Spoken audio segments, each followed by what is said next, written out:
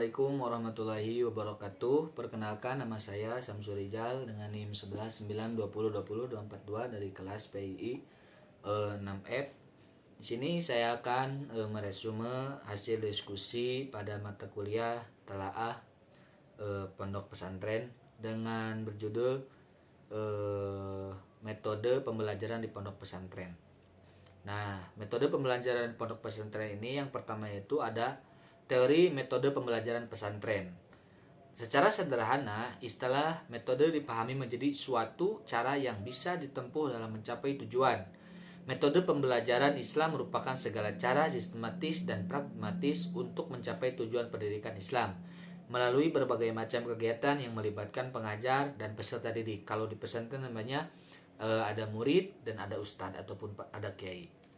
Kemudian ada metode pembelajaran di beberapa jenis pesantren. Sebagai lembaga pendidikan, pesantren memiliki beberapa pendekatan metode. Pembelajaran meliputi yang pertama ada sorogan, ada bandongan atau wetonan, halakoh, metode hafalan ataupun tahfiz, metode muzakaroh atau batsul masail, asrama, dan siswa semua belajar di tempat dan waktu yang sama. Oleh karena itu, ada dua jenis pesantren yaitu salafiyah dan khalafiyah. Pesantren salafiyah, yang pertama itu ada pesantren salafiyah. Pada pesantren salafiyah ini adalah sebuah pondok pesantren, lembaga dan metode pengajaran masih mempertahankan tradisi aslinya, yaitu tradisi yang lama gitu. Pondok pesantren salafiyah ini cenderung menganut sistem pembelajaran badongan dan sorogan. Nah, pertama itu ada sorogan dari kata sorog yang artinya bahasa Jawa yang berarti menyodorkan, sebab setiap santri menyodorkan kitabnya di hadapan kiai atau pembantuannya badal asisten kiai. Sistem sorogan ini termasuk belajar secara individual di mana seorang santri berhadapan dengan seorang guru dan terjadi interaksi saling mengenal antara keduanya. Kemudian ada metode wetonan. Istilah metode ini berasal dari kata waktu bahasa Jawa yang berarti waktu, sebab pengajian tersebut diberikan pada waktu-waktu tertentu, yaitu sebelum dan sesudah melakukan salat fardu. Metode wetonan ini merupakan metode kuliah di mana para santri mengikuti pelajaran dengan duduk di sekeliling kiai yang menerangkan pelajaran secara kuliah. Kemudian ada metode bandongan, dilakukan secara berkelompok. Nah, kiai membaca dan menjelaskan buku ataupun kitab kalimat demi kalimat dalam bahasa daerah. Seperti daerah Jawa Barat misalnya menggunakan bahasa Sunda dan daerah Jawa menggunakan bahasa Jawa gitu di logotnya. Kalau bahasa pesantren itu di logot. Santri hanya memberikan kode atau menggantikan kalimat yang dianggap sulit dalam bukunya ataupun kitabnya. Setelah kiai membahas isi buku ataupun kitab, santri dapat mengajukan pertanyaan atau berkomentar. Dalam metode bendungan ini, sekelompok siswa terdiri dari 5-500 orang yang mendengarkan guru membacakan, menerjemahkan, menafsirkan buku-buku ataupun kitab-kitab Islam dalam bahasa Arab. Kemudian ada metode hafalan ataupun tahfiz. Nah, di pesantren sering digunakan untuk mengaji kitab-kitab tertentu atau juga surat-surat pendek atau teks lengkap. Biasanya juz 30 itu wajib di pondok pesantren.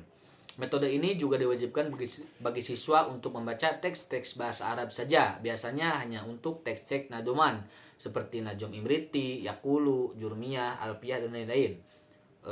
Aqidatul Awam, Aqidatul Imriti dan lain-lain pokoknya. Ataupun ilmu-ilmu tajwid itu bisa dinadomkan. Kemudian ada metode muhadharah. Metode muhadharah adalah suatu kegiatan berlatih bercakap-cakap dengan bahasa Arabiah. Diwajibkan oleh pesantren kepada seorang santri atau para santri selama mereka tinggal di pondok pesantren.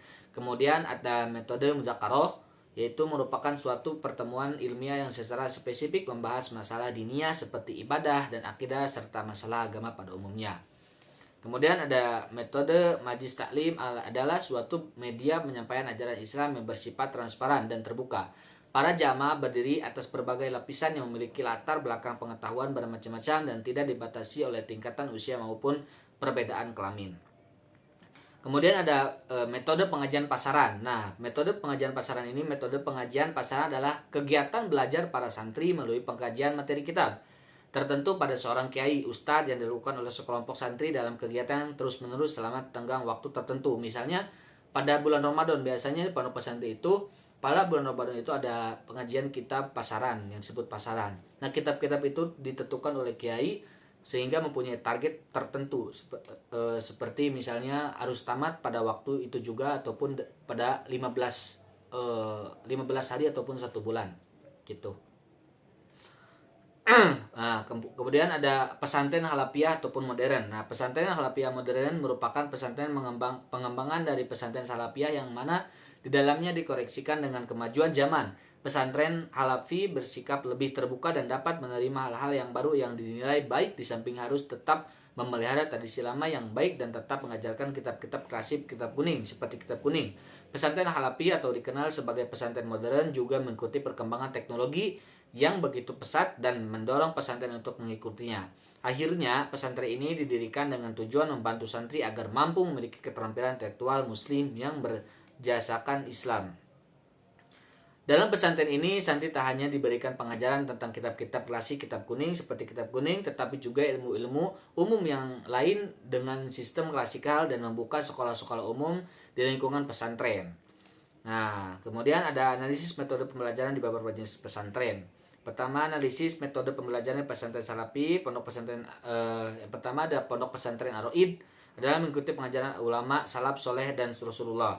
Pertama ada metode tahfidz santri, kedua ada metode bahasa, bagian bahasa biasanya menggunakan 2 bahasa, bahasa Arab dan bahasa Inggris gitu. Kemudian ada analisis metode pembelajaran di pesantren halapiah atau modern.